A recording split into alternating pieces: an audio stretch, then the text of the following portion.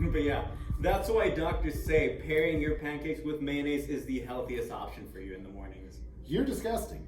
Hello and welcome to another episode of Livin La Liga Loca. Your first and only news source for La Primera Liga Bautista Hispana. I'm Kurt. And I'm Joshua Rodas. We've got a great show lined up for you tonight. We're going to be going through a few things. We're going to be talking about our predictions, seeing how we think everyone will be faring for this league, along with some stuff that stood out in last week's draft. So, before we get into that though, we will be having a commission dish for this episode, kind of going over some rules when it comes to trading. So, go ahead and take it away, Kurt.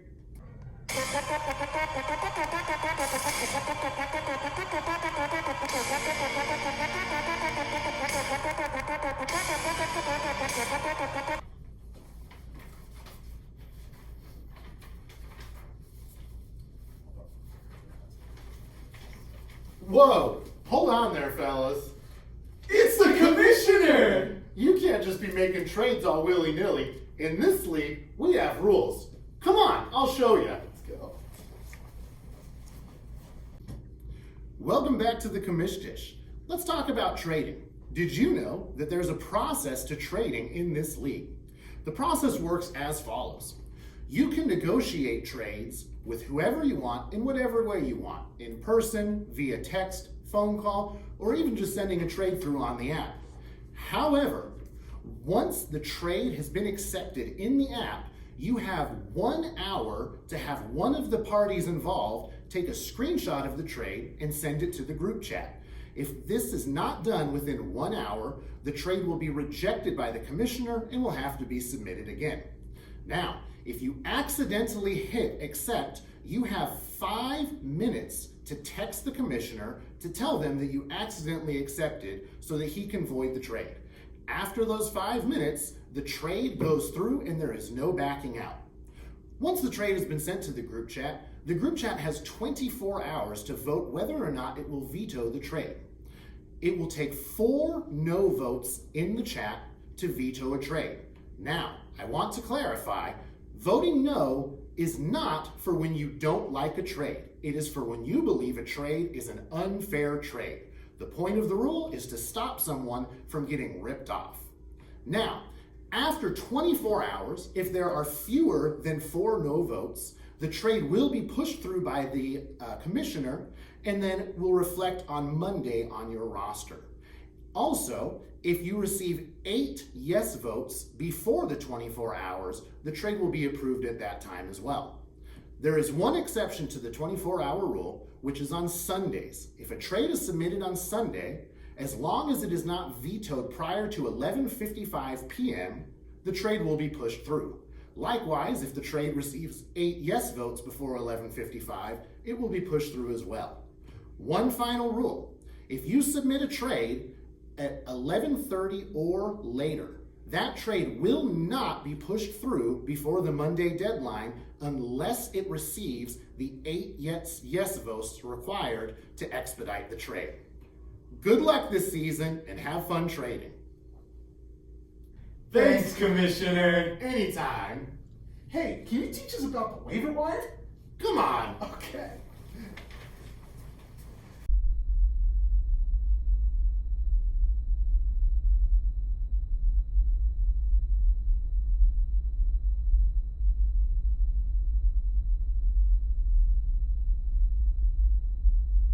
All right.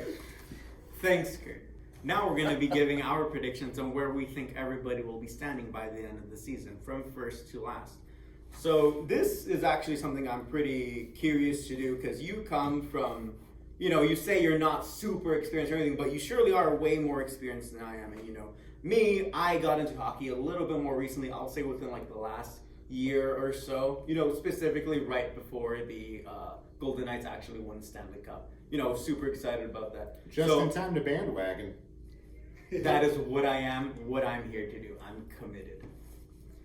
All right. So like I said, pretty interested, pretty excited to see what we got cooked up here today. So first, you'll be going on with your predictions. All right, so my predictions for our final placements here at the end of the season. So I, of course, have the incomparable Commission Impossible probably placing first, getting that first round bye week come playoff time. Now, This next prediction is one that I wish I was not making, Joshua. I'll be frank with you. Really? Okay. Because Ben shows up to the draft last night, and he did not just show up to play. He showed up to win. And I am actually giving that second bye week in the playoffs to Ben. I think he's going to have a second place finish this season. I mean, with the performance that he put on last season, I'd say that's a pretty fair place to put him at. And you know what? Every time I saw his draft choice, I just thought, oh, there's another good pick. There's another good pick. The only reason I wouldn't have him first is just because of how many picks you actually got.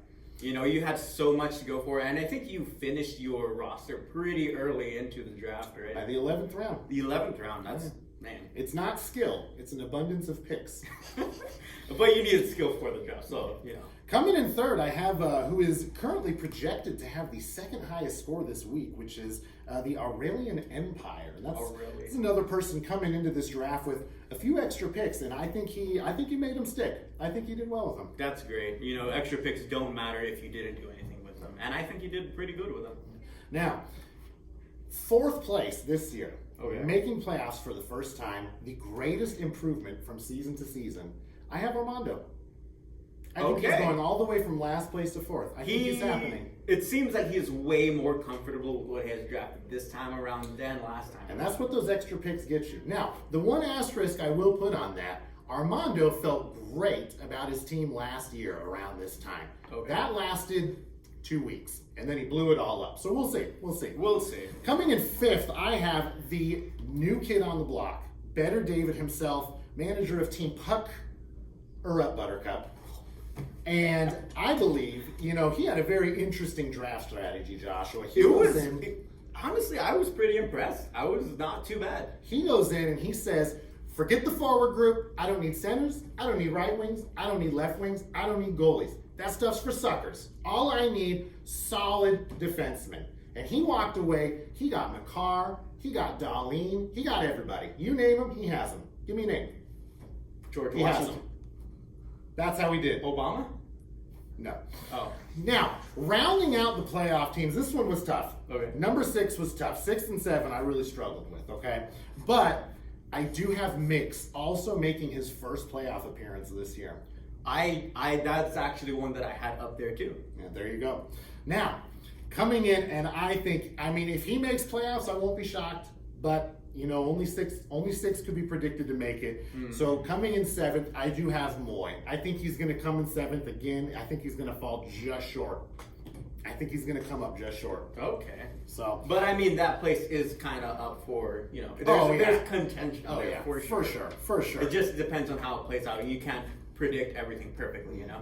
And so now we get to some of the people that really bought hard at the deadline last year. And, you know, that's something I noticed when I was looking at the projections for this week, as well as just kind of looking at the rosters. I think it is going to be very difficult for the people who bought at last year's deadline to compete this year. It's going to be tough. So I have showing unparalleled, incredible amounts of creativity with the name Willie and the Boys.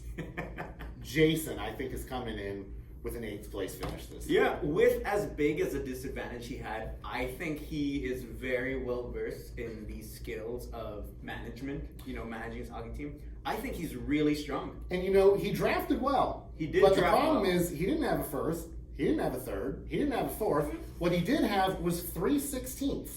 Yep.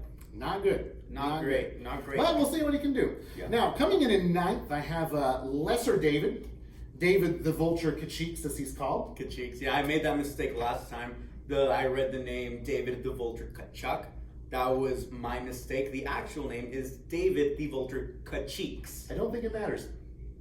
Kacheeks to the win. Now, David had an interesting strategy. You know what I saw that David did? He drafts Nichushkin and he drafts Luke Hughes, both who are expected to be injured until about mid-November. So my question for David is, okay, come November, maybe your team is pretty solid, but I mean, that's like 6, 7, 8 weeks you've got to get through before then. You've missed out on a lot. Now, coming in 10th in my predictions, I have the man that I believe last season also finished 10th, and the man who at last night's draft just went completely rogue, completely off script.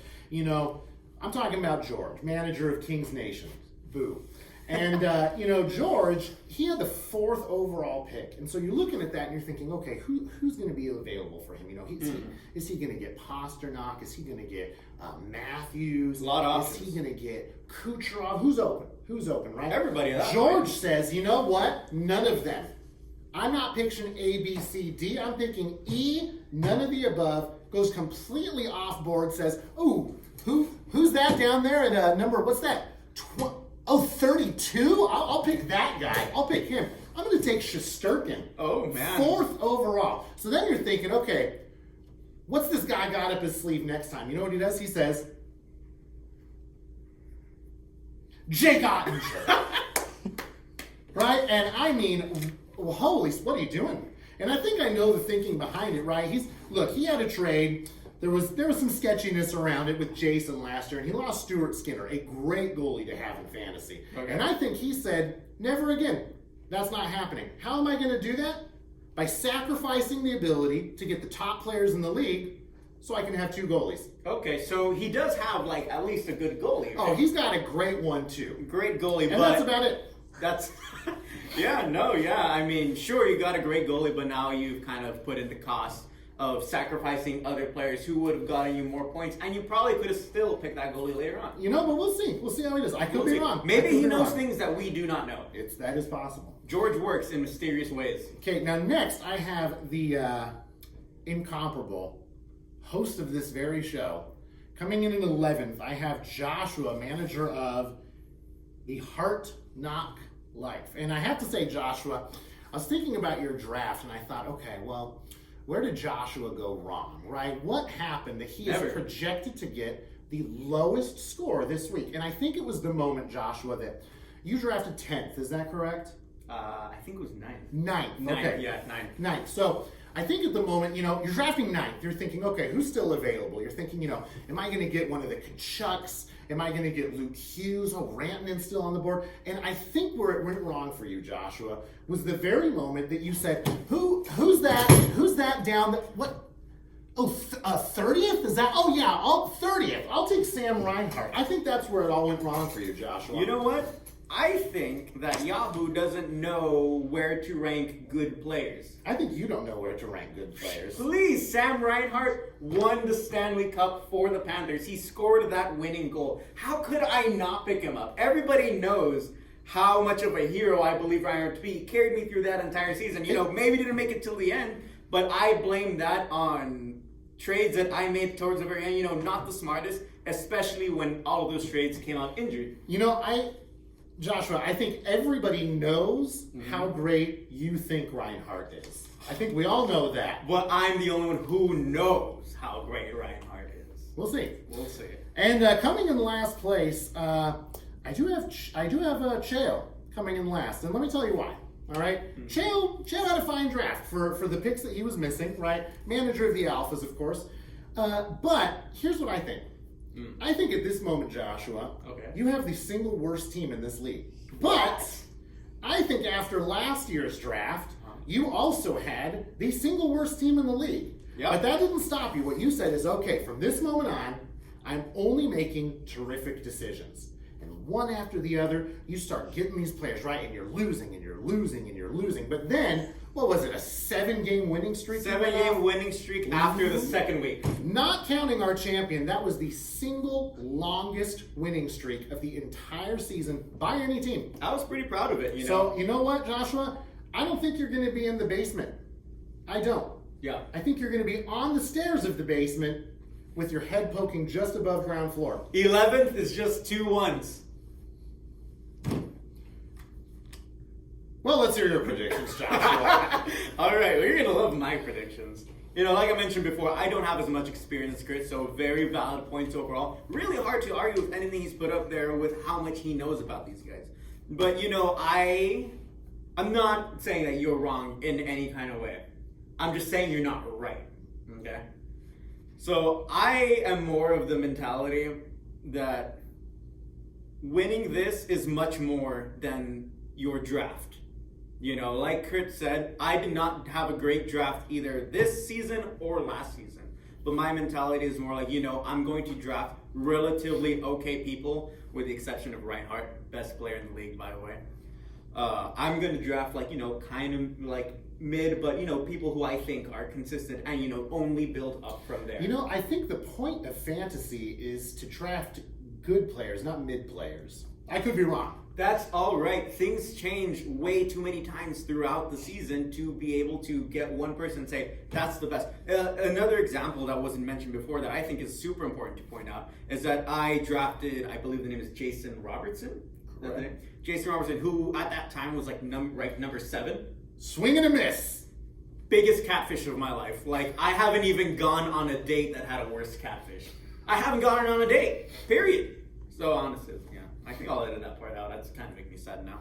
Anyway, I drafted Jason Robertson, who I always expect to put up such big points for me. And he kind of did pick up in the mid to end kind of thing, but still nothing too crazy that I thought was worthy of that number 7 spot. So I said, you know what?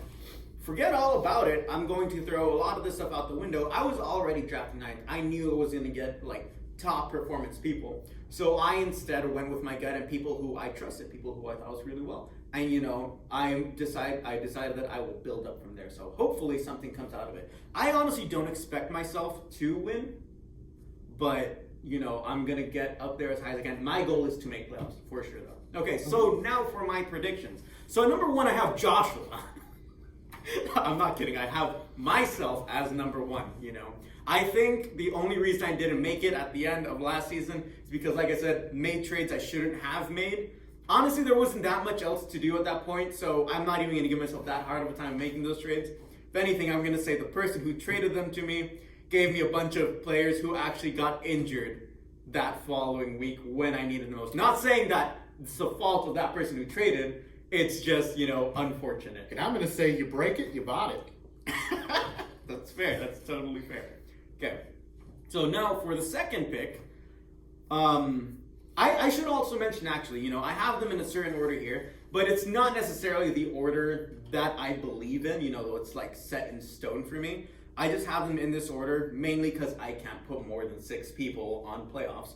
And, this is in general how I think they're going to be going. So second, I actually have Jason. That's a bold prediction. It is a very bold prediction, but this is my thing. A lot of interesting stuff happened in the draft. A lot of interesting happens, Good picks were made. Other picks were made. And I think Sam Reinhardt, for example. Sam Reinhardt was one of the good ones. Jason, he didn't have a lot to work with because he had already given up so much. Absolutely. And like you mentioned before, he made great picks, but great picks for the players that were available. However, Jason is a very, very strong manager. For sure. I'm actually playing him in this very first week, and I'm honestly pretty worried about going in. You should be. I should be. He's a really smart guy, really well versed in the rules of hockey and who's playing, who's the better player, and stuff like that. I think he's definitely going to be building straight up from here, and there's going to be plenty of blunders throughout the season that he can benefit from, honestly. So that's why I have Jason ranked so high. Maybe not second exactly, but I know he's going to be in playoffs for sure, and he's going to be in one of those top spots. Bold prediction. Third, like I said, not set in stone, but I have you up there. I have you on third. I think you're going to be placing higher than third just because you got such a strong draft. Such a strong draft. It's really hard to compete with you just because of that draft. I think as good as a manager as you are, or as anybody is, it's hard to go against someone who already has people he doesn't have to change up. But like I said, anything can happen. Fourth, I have Mix. Last season, we saw him have a pretty slow start, There were troubles in the draft from last season that he couldn't log in on time. Bot had a draft from him a few times. That actually, honestly, helped him out a ton. But I think he has gained a lot of experiences last season, and he's coming into this one pretty strong. Had two first round picks. I know. Very strong guy, honestly. And I think he walked out of that first round with Austin Matthews and Leon Draisaitl. Huge picks. Pretty killer first round. This guy, he's definitely going to be another person up there, and I think a person that you're going to have to be contending with throughout the season. Yeah, for sure. Fifth, I have David. Better David. Better David. Only David that really matters, apparently. I've heard we had an arch nemesis for the show. We got someone in the comment section already hating on us. We have like 7 subscribers. What is there to hate? I know. We're basically the next like platinum button here, bro. I know. Which, by the way, we have 7 subscribers. Last I checked, there are 12 people in this league. Are we subscribed to the channel? I should see at least like 9 or 10. Okay, anyway. So Better David, you mentioned before, he is the new kid on the block. And if I were the new guy coming into anywhere, it's going to be hard to get a good grasp of who I'm going up against. So I got to go for those safe people. And I think that was his plan when he took all those defenders. Solid plan. It's a pretty solid plan. It's something that I would have done if Sam Reinhart wasn't available. Anyway, I have 6th right now. We got Armando. 6 is that very last place for playoffs. I do think Armando has a great chance. Like you said before, he's way more comfortable about this season. Great draft. Way more comfortable about his picks this time around. But I think you mentioned this too. He was about this confident last season. And then he blew it. I'm not saying that he's going to blow it again, but a lot can happen from draft to playoffs. And track record matters. Track record matters, Joshua. It does matter a lot, We can say like, okay, well, he kind of like blew it in the first 2 weeks of last season. But if that's true, then why did he end up last place overall the rest of the season? I'm not hating. It's a good point. I'm not hating. I'm just as facts. the kids say, Just spitting facts, spitting fire, spitting truth bombs. Truth bombs. Love him or hate him, he is, in fact, speaking the facts. All right. So now I got number 7. I got Aurelio, leader of the Aurelian Empire. Much like his brother, I think. I think they're both honestly pretty strong. Looking at both of their teams, I was pretty worried. But at the same time, I really did not review too much going into this. I really wish I did, but I spent all the time working on this and now this video. So we'll see how that goes. Both of them, though, to me, in my eyes, they look pretty strong. And honestly, for me, people I'm going to have to worry about. I think I'm going to have to worry about a lot of people. I think you're going to have to worry about everybody, Joshua. There's not going to be a moment where I'm not going to be worried. Not going to be a moment. Oh, man. In 8th place, I have George. It's... for him, I got a... And what's his team name again? LA Kings. Is that his name? Or the Kings? Kings Nation. Kings Nation. Boo. Okay, I definitely won't forget it now. All right, so George, I think he's in a pretty similar situation to Armando, They both had pretty slow starts. Some things were made throughout the middle and end of the season that didn't get them to be that much higher than where they were. However, there has been some experience gained, and you can't really write that out. It's hard to say just at the beginning of the season where that experience will take them. But as long as they're not fumbling too often or at all throughout the season, only building up from there, then I think he's pretty secure, maybe to even go past that 8th. I could be wrong. Honestly, I think I'm wrong about a lot of these. I'm really going off of, kind of gut instinct and how much everybody knows. 11th place. Okay. You had him as number 2. I'm having him from number 2, but from the bottom. I have Ben. Ben from Benton's best team. Yeah, it's hard to argue that when you're the champion, but also you got nothing else to go against, There is only that one. I think last season he came into a group that really didn't know what they were doing, You have a lot of experience, so you did have a pretty good advantage. I had been more relatively new to the game. I will say getting into fantasy hockey has led me to get a whole lot more into hockey, get to know a lot more players, get to know little things about the game that I just didn't know about before and have helped me a lot.